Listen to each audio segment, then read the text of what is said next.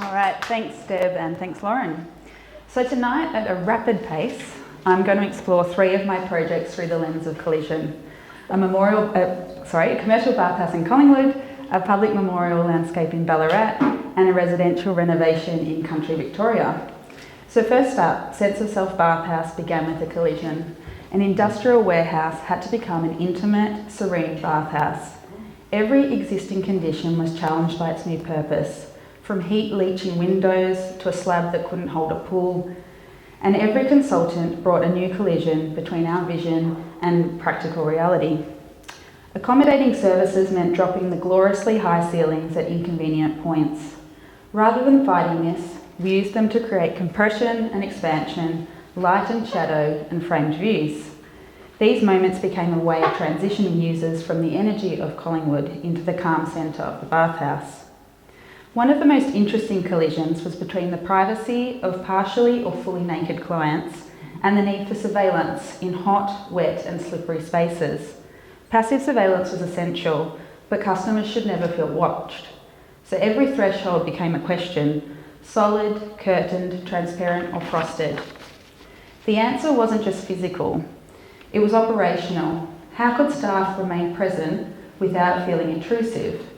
From carefully positioned glazing to snack stations that naturally required restocking, built form, relaxation and hospitality were choreographed together. The goal was safety that felt effortless. However, with safety comes Australian standards. A rule book that often promotes separate responses and spaces for accessibility and gender. But we asked, why can't every toilet have ambulance stalls and grab rails? Why can't change rooms and open showers accommodate everyone in one space, regardless of sex or ability? We began pushing these standards through the driver of dignity and through inclusion. Positioned also against public pools and sterile beauty salons, also led us to challenge conventional ideas around durability. Like ancient Roman bathhouses, we embraced materials that recorded time. Metals patinaed, stone softened, and surfaces carried traces of touch, creating a space that feels occupied by humans. Next up, the Garden of the Grieving Mother Memorial explores the collision between historic and contemporary memorials. But the real collision isn't old versus new. It's the national scale of the arch, commemorating collective history alongside our space for individual grief. Together they don't compete. Each makes the other one, gives more meaning to the other one. The site sits at the collision of two prominent roads and three existing memorials. Rather than resolving these conflicting axes, we embraced them. They became the framework for carving the landform, positioning the feature sculpture, establishing hierarchy, and informing the language across the site. The tension between the suburban edge and the memorial precinct demanded a landscape that could act as a buffer. Rather than placing a memorial on the landscape, the landform itself became the memorial.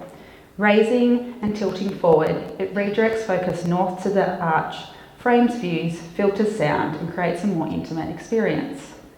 We could diagram, 3D model and document, but the real test came on site. Would the arch's reflections align in the pool? Would the tree canopies turn red for the Anzac Day service? The key collisions wasn't between drawings in the end, but between design, seasons and the human eye. Now I could spend all 20 slides talking about the career highlight of working with and alongside Peter Collette. It was a beautiful, powerful collision of disciplines: landscape, sculpture, poetry and text design, each informing one another. With every workshop, the boundaries blurred and the project became richer for it. Now I can't stand in the Rare Trade Centre without acknowledging the collisions that brought the Grieving Mother to life. Peter's sculpture transformed from clay to wax to ceramic shell, from hot molten to cold bronze. The meeting of hand, material, vessel and heat is perhaps the most magical collision in that project. Now the final project shifts to a domestic scale and a country property that has remained in the same family since the late 1800s. The original stone homestead stands proudly, while the 1962 brick veneer, was my client's childhood home, recently inherited. For her, it was a physical representation of memories. The challenge was preserving that memory while making it fit for today's purposes.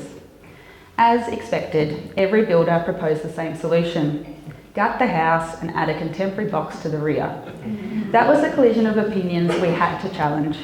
Every room, wall, window and fixture was assessed not by its age, but by aesthetic value, emotional significance, condition and performance. Purchased off the plan, this house was never designed for its site. Reorientating the building wasn't an option, so instead we reorientated the light. Existing walls created darkness, restricted ventilation and disconnected the house from its landscape. By adding glazing to the exterior and perforating the central spine, light, air and view lines could finally move through the house. But how can new perforations feel as though they've always belonged?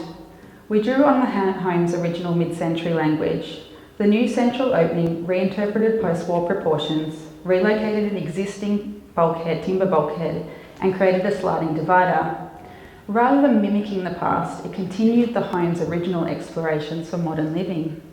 But when we say modern living, most 2026 clients start with a list of non-negotiables, a snapshot of contemporary expectations for a home. But when we cross-reference those ideas with our floor plan, didn't this house already tick many of these boxes?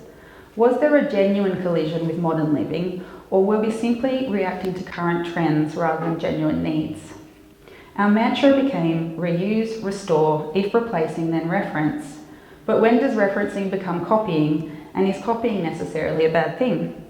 The original bathrooms with their blue mosaics were amazing.